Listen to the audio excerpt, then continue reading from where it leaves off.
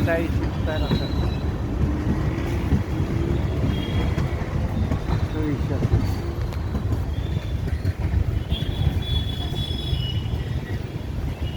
दोन टायर म्हणजे दोनच असतात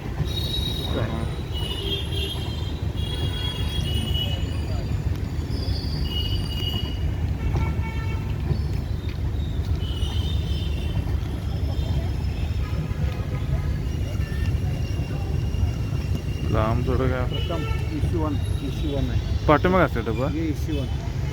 म्हणजे याचा लय रेट आहे EC2 EC3 EC1 झाला